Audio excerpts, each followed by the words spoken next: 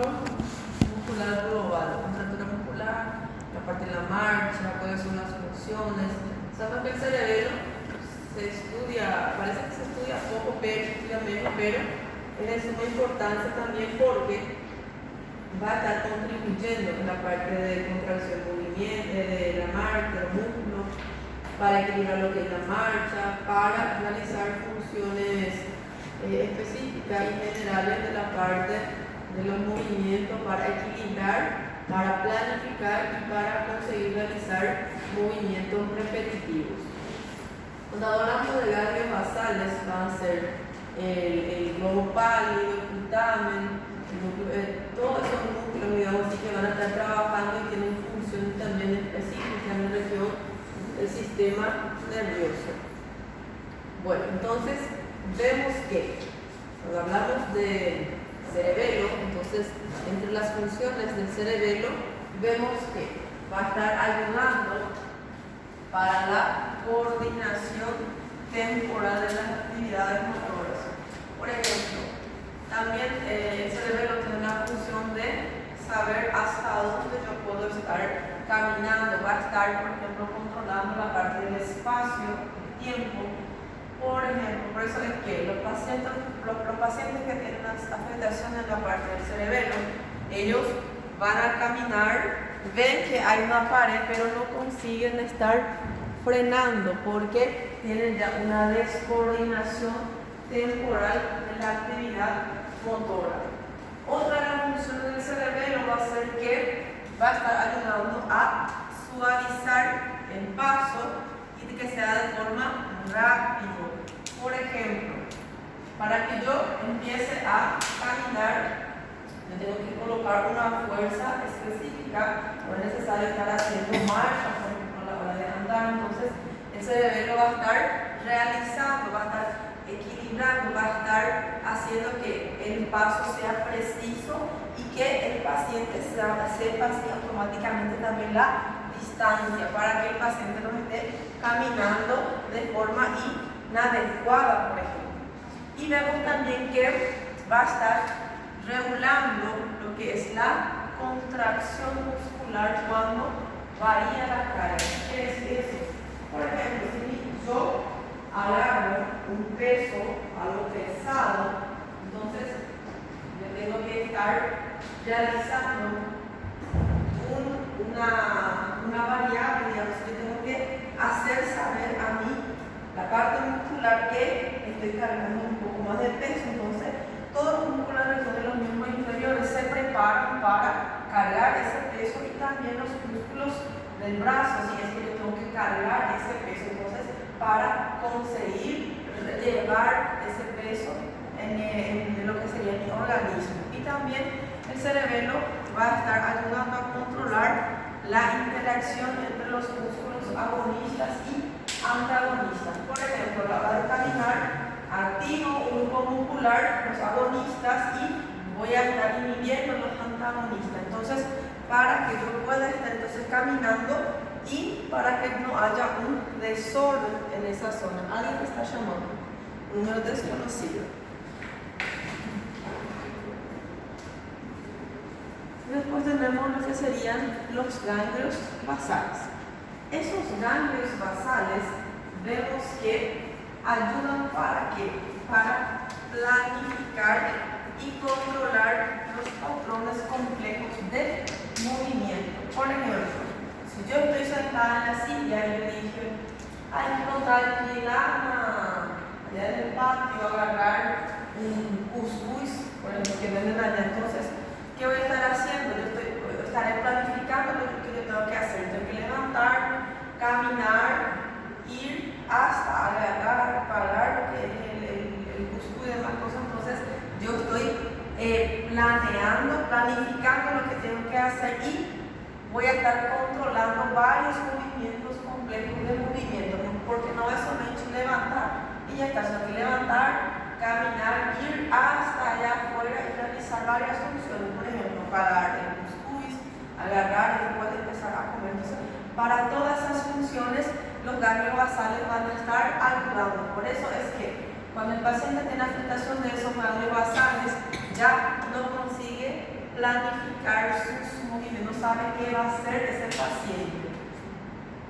Y vemos también que los ganglios basales van a estar regulando lo que sería la intensidad del movimiento de forma independiente, la dirección de esos movimientos, ordenar esos movimientos y también si hay movimientos múltiples que tienen que estar realizando el cuerpo del paciente, entonces todo eso va a estar organizando para que el paciente no se pierda en esa función que va a estar realizando. Por ejemplo, si se levanta de la silla, se va hasta el patio, entonces tiene que tener movimiento independiente de ambas partes musculares. Dirección, tengo que estar siguiendo una dirección, no estoy perdiendo lo que sería la dirección a la hora de ir de las cosas. Entonces, todas esas funciones entonces van a estar encargadas de los ganglios basales. Entonces, para todo tipo específico de objetivo motor específico complicado, en todo eso va a estar ayudando a los ganglios basales y para realizar así como si fueran movimientos detallados, mínimos y demás cosas.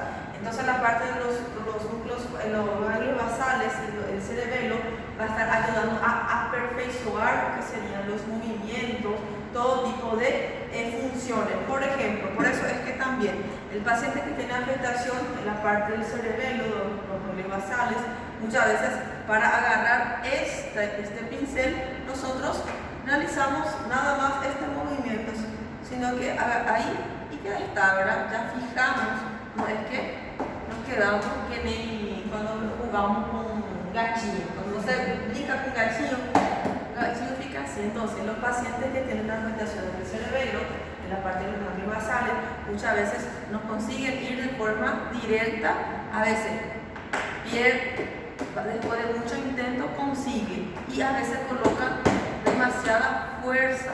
Entonces el cerebelo es el responsable de estar amortiguando y detallando, digamos así, cada tipo de maniobra motora que nosotros vamos a estar realizando para que no hagamos eso. Entonces, para eso sirve toda la parte cerebelosa y los ganglios basales. Vemos que a nivel anatómico funcional el cerebelo se va a estar clasificando en 3 lóbulos. Tengo un lóbulo que va a ser el anterior, que queda más hacia la parte superior y anterior. Tenemos un lóbulo que va a ser en la parte posterior, por eso se va a llamar el lóbulo posterior. Y tenemos el lóbulo más antiguo, el que primero se estudió, que es el lóbulo floconodular, que se estudió a principio cuando se empezó a estudiar la parte de la corteza cerebral. Se fue a estudiar el lóbulo floconodular para después estudiarse el resto de las partes cerebelosas. Y vemos que en esas partes de funciones motoras que realiza también el cerebelo, tenemos otras actividades que son especiales, que dependen totalmente del cerebelo. Por eso se dice que el cerebelo va a ser vital para algunas actividades musculares rápidas, como por ejemplo, para yo empezar a correr.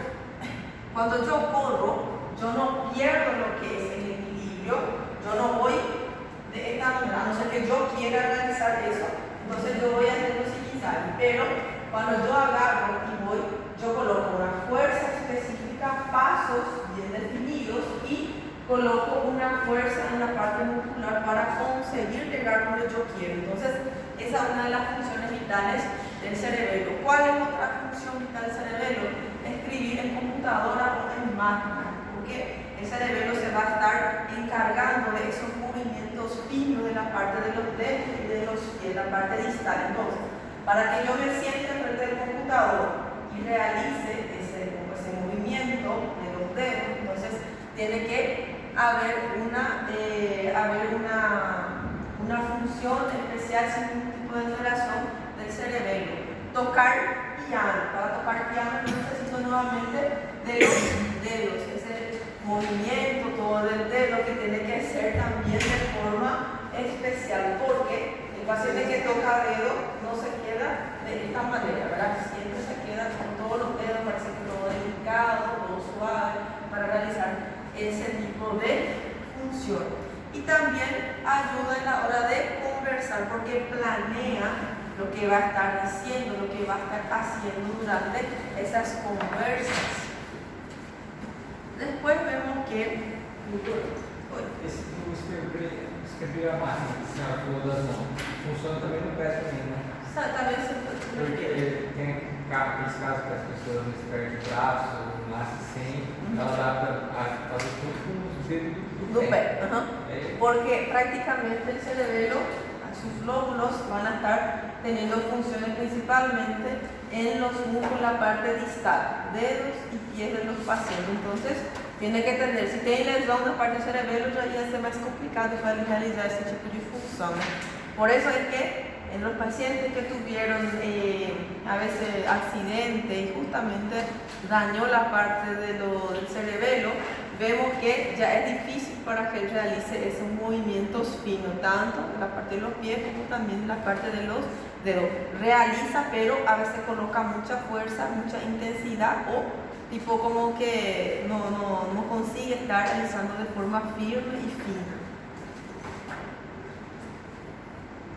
Y vemos que entonces el cerebelo sirve para ordenar actividades motoras, verificar todas esas actividades, realizar ajustes, correcciones y también para ejecutar todas las señales que llegan a la parte de la corteza cerebral motora y otras partes del encéfalo. Entonces, la parte del cerebelo va a ser, por eso les dije que es perfeccionista, que va a estar perfeccionando cualquier tipo de movimiento, especialmente en la parte de los dedos, la parte de los miembros inferiores del paciente. Va a estar verificando, va a estar ordenando, va a estar ajustando, va a estar corrigiendo todas esas funciones. Por eso es que el paciente, por ejemplo, cuando tiene Parkinson, el paciente que tiene Parkinson tiene movimientos repetitivos y involuntarios, porque justamente tiene afectación, no en la parte cerebelosa, sino que en los ganglios basales, la sustancia negra. Entonces, por eso es que no se inhibe más lo que es ese estiramiento, esa contracción. Entonces siempre se estimula, por eso el paciente se queda con movimientos repetitivos durante mucho tiempo. Y en los casos del paciente que tiene también síndrome cerebeloso, a veces presentan como si fueran movimientos tipo involuntarios, a veces en el brazo del paciente, a veces en la mano del paciente. Entonces son movimientos que el paciente presenta porque tiene alteraciones de la buena funcionalidad de la parte cerebelosa. Se ve tanto en los brazos, en las manos del paciente y también en el rostro del paciente. A veces hace movimientos involuntarios que son rápidos, contraen los músculos que van a ser prácticamente inervados o van a estar siendo equilibrados por la parte del cerebelo. ¿Eso está relacionado a síndrome de Tourette? Tourette también, pero Tourette, por ejemplo, ya tiene una afectación en la parte genética también. Entonces, tiene una afectación ahí, pero es mucho más complejo otra vez porque afecta a otros núcleos más. Esse remédio, professor, remédio antipsicótico? Como? Esse remédio de psiquiátrico. Não me lembro o nome desse remédio, mas esse remédio afeta remédio para paciente psiquiatra. Geralmente esse remédio, o efeito colateral, afeta o movimento do paciente na mão, assim. Então, esse remédio está afetando o cerebelo? Assim, A veces no daña el cerebelo específicamente, sino que los núcleos. Vamos a ver algunos núcleos que van a estar recibiendo neurotransmisores. Algunos van a estar estimulando y otros van a estar sirviendo para inhibir. A veces no afecta el cerebelo, pero afecta a esos núcleos que van a estar estimulando en la mano.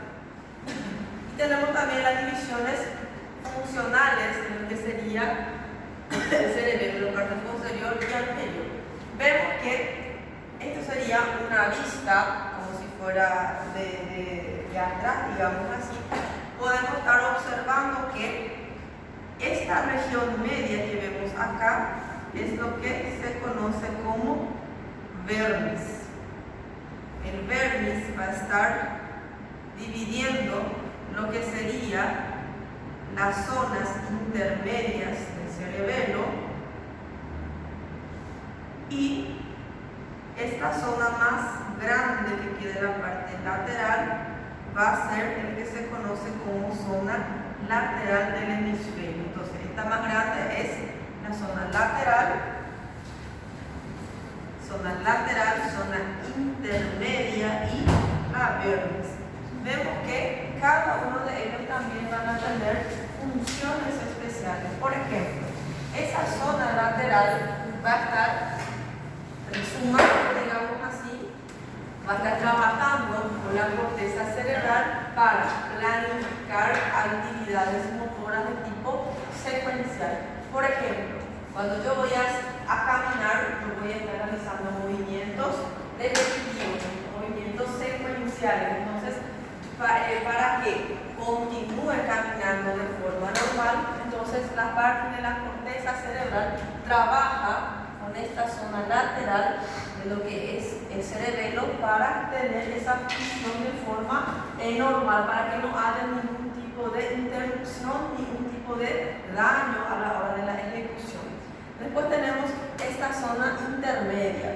Esta zona intermedia va a estar controlando contracciones musculares, especialmente de las extremidades, tanto superiores e inferiores, especialmente pies y dedos del paciente. Por eso es que la parte del cerebelo entonces es fundamental para correr, para tocar piano y para estar escribiendo en computador, escribiendo en máquina, porque vemos que esta zona intermedia va a estar ayudando a la contracción de esos músculos, especialmente de las extremidades superiores y especialmente los dedos y los pies de mi paciente.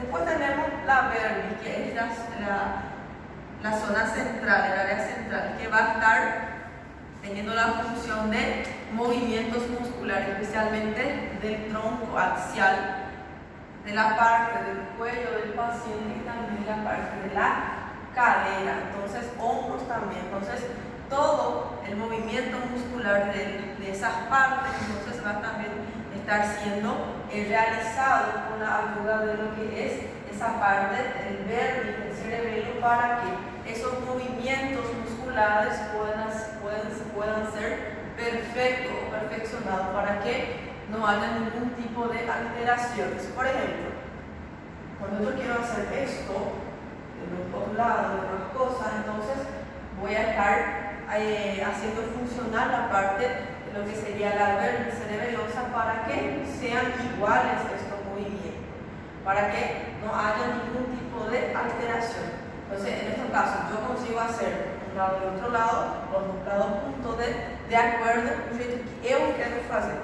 Então, es algo que yo quiero hacer de mi manera, entonces yo voy a estar regulando. Vemos que esa parte lateral también va a estar ayudando especialmente a lo que serían las actividades motoras diferenciadas. Cuando el paciente tiene una asincronización, o cuando pierde la sincronización y la ordenación adecuada, entonces los movimientos van a ser descoordinados. En estos casos, cuando el movimiento es descoordinado, quiere decir que la afectación afectó lo que sería la zona lateral de lo que es el cerebelo. Cuando hay afectación en esa zona, entonces las actividades motoras diferenciadas del cuerpo que eran sincrónicas se vuelven asincrónicas y se vuelven de tipo desordenada y llegan a ser descoordinadas los movimientos. ¿Es voluntariamente o normalmente? Voluntariamente, normalmente, sí. Y acá tenemos lo que sería en esta imagen. Si fósemos desde el señor fala que es como el libro, ninguém fala nada. Entonces, vemos que tenemos lo que es el cerebelo, tenemos acá lo que es la vermis, y al lado de la vermis, en esta porción, yo voy a tener lo que es la zona o la área intermedia. Este dibujo representa qué partes del cuerpo, qué partes del organismo van a estar recibiendo inervación o van a estar llevando fibras hasta la parte de qué parte del órgano. Por ejemplo, en la parte intermedia, entonces va a estar ayudando a los músculos de la región axial, a los músculos de las manos, los pies del paciente, a la parte del cuello, del tronco del paciente, de la cabeza del paciente, y vemos que la vermis se va a estar concentrándose especialmente en la parte del tronco del paciente y la cadera de ese paciente. Y vemos que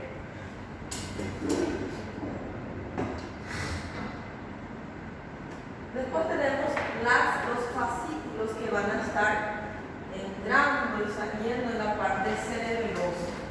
Para eso vamos a estar clasificándolas. Por ejemplo, cuando hablamos de vías aferentes, son todos los fascículos, todas las fibras que van desde la periferia hasta lo que sería el cerebelo. Entonces son vías aferentes, vías de entrada. Todo esto van a estar llegando a la parte cerebelosa. Y para su mejor estudio le voy a estar dividiendo en dos grupos que van a ser, por ejemplo, las vías aferentes desde otras porciones del encéfalo, todas las fibras que salen de la parte más superior o la parte, digamos así, la vecina, todo lo que sería la parte del sistema nervioso que va hasta el cerebelo. Y esta clasificación sería todas las fibras que vienen de otras regiones para el cerebelo. Por ejemplo, las espinales, todo lo que sube de la espina y va al cerebelo. En estos casos van a ser, por ejemplo, las fibras que salen de la corteza, pasa a la protuberancia para luego llegar al cerebelo. Por eso se llama córtico, porque se origina en la corteza, pasa, faz uma descansada na parte da protuberancia y acá, por ejemplo, este sería el que sale de la corteza, se origina en la corteza, llega a lo que sería la parte de lo que sería la protuberancia, y de esa protuberancia va a estar llegando hasta lo que sería el cerebelo. Entonces, en estos casos estaría hablando de lo que sería la fibra, la porción córtico-cerebelosa. Se origina en la corteza, da una descansada en la protuberancia y después para llegar al cerebelo. Después tengo lo que sería la olivocerebelosa. Esta olivocerebelosa, vemos que el fascículo se va a estar especialmente originando en lo que sería la oliva inferior. De esa oliva inferior en la protuberancia se origina y viaja hasta llegar a lo que es el cerebelo, especialmente la porción o el lóbulo flóculo-nodular. Y vemos que tenemos también vestíbulo cerebelosa, que va a estar prácticamente, se va a estar saliendo de la parte vestibular de la protuberancia y viaja hasta llegar a lo que es la porción del lóbulo anterior del cerebelo. Después tenemos la retículo cerebelosa, que sale de la formación reticular, también, y de esta zona, y viaja hasta llegar a lo que sería la parte cerebelosa, especialmente en el lóbulo flóculo nodular. Entonces podemos ver que toda esta de acá salen prácticamente de zonas vecinas o llegan de la corteza para llevar información hacia la parte cerebelosa. Después tenemos lo que serían las vías aferentes, que vienen de otra porción, o sea, de la periferia, que van a ser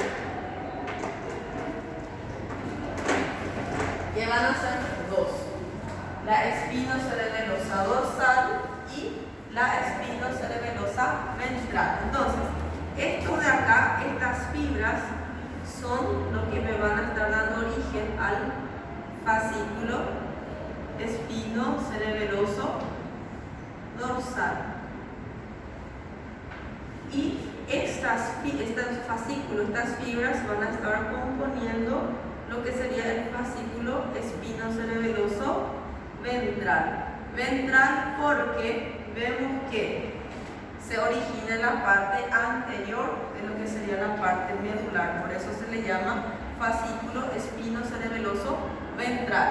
Y este grupo que va a estar pasando por la parte posterior, entonces es lo que se llama de fascículo espinocerebeloso dorsal.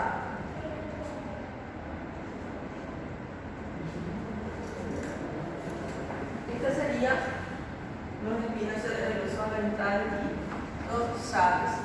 ¿Para qué van a estar sirviendo estas vías aferentes? Estas vías aferentes van a estar llevando información que se originan de los usos musculares, de los receptores somáticos y el aparato tendinoso de Golgi. Entonces, en esas zonas yo encuentro también lo que serían estas fibras que van a estar saliendo de esas regiones y subiendo hacia la parte medular de mi paciente, hasta llegar hacia la parte del cerebelo. Vemos que estas vías aferentes van a llevar información al cerebelo sobre especialmente la contracción muscular, para que el cuerpo sepa hasta dónde se está contrayendo ese grupo muscular, para que, por ejemplo, si yo agarro algo pesado, para saber cómo se está estirando lo que sería ese grupo muscular, para que se pueda estar equilibrando, digamos así, esa contracción. Grado de intención de los tendones musculares, hasta dónde se está estirando lo que serían los tendones musculares, y también me va a estar ayudando a informar al cerebelo sobre la posición y velocidad de los movimientos, para que sepa qué posición está tomando el organismo del paciente y a qué velocidad está yendo ese organismo del paciente. Y también va a estar pasando información al cerebelo sobre fuerzas que actúan sobre la superficie corporal. Por ejemplo, nos vamos allá en Alaska, allá hace mucho frío, ven un mucho fuerte, nosotros tenemos que caminar hacia el frente, mismo para todo aquel alimento que me está evitando que yo camine. Entonces voy a estar luchando contra la fuerza que actúa sobre la superficie de mi cuerpo. No es que yo me enchillo y ya me caigo y no consigo más levantarme, sino que yo siempre voy, agarro fuerza y empiezo a colocar los pies más firmes y voy con fuerza para conseguir estar avanzando, para que ese viento tan fuerte no me haga caer. Entonces, este sería el fascículo espinocerebeloso dorsal, que va a estar subiendo, llevando toda esa información a lo que sería la porción del cerebelo. Y vemos que esta región anterior vamos a estar encontrando lo que es el fascículo espinocerebeloso ventral, que lleva la información también a lo que sería la parte cerebelosa, especialmente la región posterior y la región flóculo-nodular del cerebelo. Ya podemos otra vez. Especialmente esas fibras ventrales o esas fibras corticoespinosas ventrales van a estar comunicando al cerebelo las señales motoras que llegan, que van a estar saliendo de la neurona del asta anterior. Entonces le va a estar avisando al cerebelo qué tipo de fuerza se está realizando, qué tipo de respuesta mi organismo está dando hacia la parte periférica, para que se entere si yo necesito más fuerza para que él luego esté contribuyendo para que yo pueda colocar más fuerza en cada trabajo, en cada función. Y después tenemos las vías eferentes. Las vías eferentes son los fascículos que van a estar saliendo de la porción profunda del cerebelo para otras porciones cerebrales. Por ejemplo, los núcleos profundos del cerebelo y las fibras eferentes van a ser el núcleo dentado, el interpuesto, el fastigio y el núcleo vestibular del bulbo raquídeo. De todas estas porciones van a salir fibras, fascículos nerviosos de esa porción cerebelosa para el resto de la parte de mi organismo. Y vemos que dentro de todos estos núcleos profundos, de donde van a estar saliendo los fascículos, vemos que van a estar recibiendo señales de la corteza cerebelosa, fascículos aferentes sensitivos, profundos, que van a estar llevando la información a la parte del cerebelo, y vemos que se van a dividir en dos direcciones, uno que va directamente a los núcleos cerebelosos profundos y otras que van a pasar a la zona de la corteza cerebelosa que va a estar cubriendo a dicho núcleo. Por ejemplo, arriba de esos núcleos llega especial o directamente al núcleo, pero arriba o al lado de esos núcleos. Entonces, ¿cuáles son los núcleos que van a estar, de dónde van a estar saliendo toda esa información de la región profunda cerebelosa? Van a ser especialmente,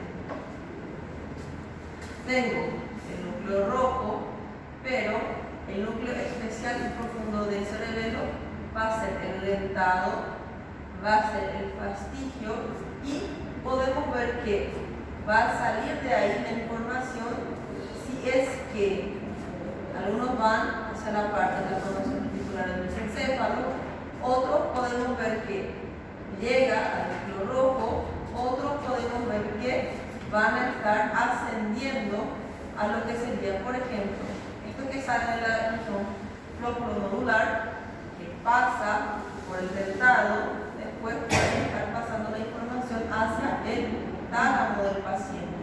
Y vemos que de esa porción flóculo-nodular también pueden salir algunas fibras para lo que sería el fastigio, y del fastigio llevar la información hacia lo que sería el fastigio reticular, hasta el retículo, la formación reticular, y de ahí pasar la información hacia la parte de la corteza, por ejemplo. Y también podemos ver que de acá puede salir información para la parte inferior, puede ser que descienda la información hacia la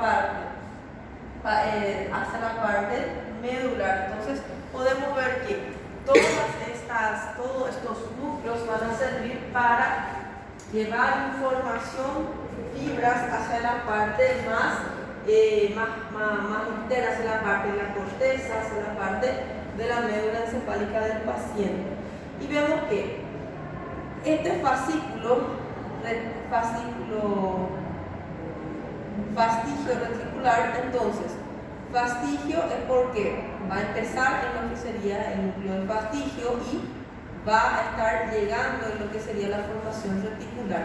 Estas fibras, estos fascículos, entonces, por ejemplo, va a estar sirviendo para controlar lo que es el equilibrio del cuerpo del paciente y también regular lo que sería la postura, el equilibrio del organismo de mi paciente, para que se mantenga en una postura, para que consiga el paciente estar mucho tiempo sentado en una postura correcta. Entonces tiene que estar trabajando bien lo que es el fastigio reticular.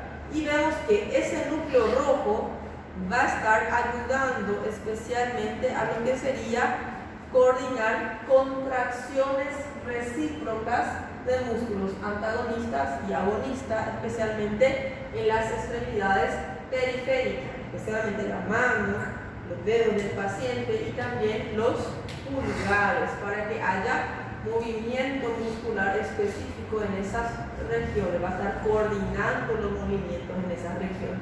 Y después tenemos el fascículo cerebelo talámico córtico espinal. Entonces, es el que va a estar saliendo de lo que sería la parte cerebelosa, pasa a lo que sería la parte talámica para luego pasar a lo que sería la parte de la corteza. Entonces, en esos casos, esos fascículos van a estar ayudando para la coordinación de lo que sería actividades tanto motoras sucesivas puestas en marcha la corteza. Entonces la corteza da la información y después esa información nuevamente llega a la corteza para que se pueda estar realizando de forma correcta, porque acuérdense que prácticamente el cerebelo va a estar sirviendo para estar puliendo la información para que salga de forma detallada, aperfeiçoada.